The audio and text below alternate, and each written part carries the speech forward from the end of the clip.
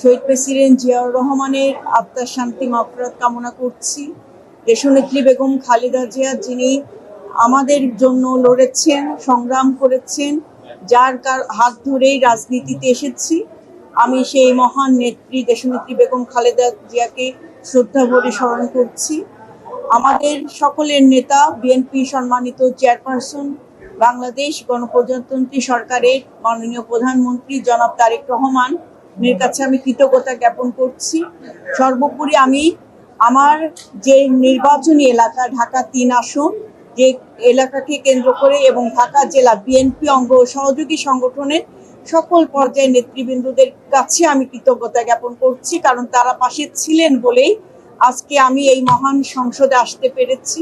তারা আমার সাথে সংগ্রামের প্রতিটি পথে ছিলেন এবং অনেক নির্যাতন জুলুমের পরেও আমরা যে মানুষের কথা বলতে এসেছি, এখানে আমরা শুধু একটা আসনকে নয়, আমরা পুরো বাংলাদেশকে রিপ্রেজেন্ট করব, যেখানে মানুষ, নির্যাতিত নিপীড়িত মানুষ তার কথাগুলো বলতে পারে না, অসহায় নিপীড়িত মানুষের কথাগুলো আমরা সংসদে বলবো এবং যথাযথ আইন প্রণয়নের মাধ্যমে এই সকল সমস্যার সমাধান হবে, এই পথ আমরা সৃষ্টি করব।